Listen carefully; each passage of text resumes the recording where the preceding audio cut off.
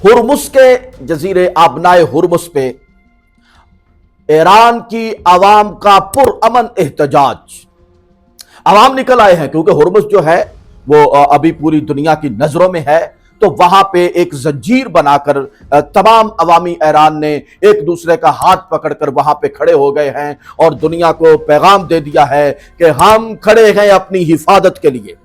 सारी अवाम बाहर निकल आई है और इसराइल की जानब से जो बमबारी वहां पे हो रही है वो ढकी छुपी हुई नहीं है, वो सारी दुनिया को पता चल रहा है। और नाज़रीन इकराम, एक बात मैं आपको एक बात बताना चाहता हूं, इसको जरा बड़े गौर से सुनिएगा। जो कि अमेरिका और इसराइल की अवाम, जो उनके बड़े बड़े लोग हैं, इंटेलिजेंस के लोग हैं, वो सारे के सारे इस चीज को लेकर बड़े परेशान हैं कि जो अमेरिका के पास 4000 या 3500 मिसाइल हैं जिनको वो बनाता है, अरबों खरबों डॉलर लगते हैं। वो कह रहे हैं कि जब से ये जंग शुरू हुई है 850 मिसाइल खत्म हो चुके हैं और ईरान जू का तू है अभी तक। और ये मामला जो है ये खतरे की तरफ जा रहा है। उन्होंने आगाह कर दिया है ट्रंप को और नेतन्याहू उन सब को कि ये जनाबे वाला जो काम हो रहा है कि असलहा आहिस्ता आहिस्ता खत्म हो रहा है और ईरान जू का तू है। और उधर से ईरान के बारे में जो खबरें आ रही हैं कि उनका अभी 1/3 हिस्सा जमीन के अंदर है, 1-1 किलोमीटर नीचे तक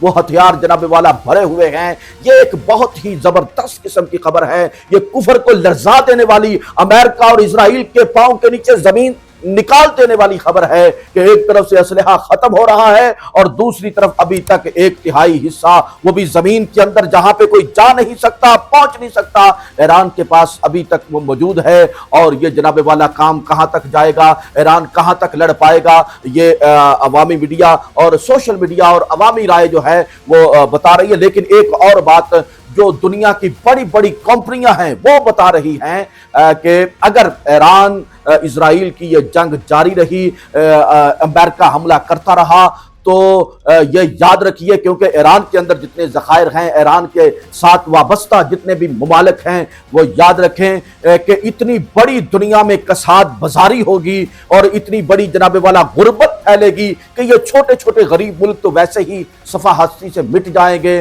और दुनिया के अंदर गुर्बत फैलने का और दुनिया के अंदर बेरोजगारी फैलने का एक ऐसा सैलाब आएगा कि आप हैरान हो जाएंगे। ये बड़ी बड़ी कंपनियों के ताजरों ने, मालिकों ने खबरदार किया है इजराइल और अमेरिका को। नाज़रीन इकराम, याद रखिए, एक वक्त आएगा कि आपको पता चलेगा कि ईरान जिस तरह डट के खड़ा हुआ था और उसने ऐलान कर दिया था, ये कोई हक वाले ही कर सकते हैं और कुरान वाले ही कर सकते हैं, इस्लाम वाले ही कर सकते हैं, पंचतन पाक को मानने वाले ही कर सकते हैं। और ईरान ने यह कह दिया है क्योंकि उधर से 10,000 फौजी तैयार किए जा रहे हैं और ईरान ने यह बात बता दी है कि आपको अपनी अपनी जगह से उस फौज को उठाकर कहीं होटलों में मुंतकिल कर रहे हैं, क्योंकि उन्हें पता है कि यहाँ पे छोनियों पे या जहाँ पे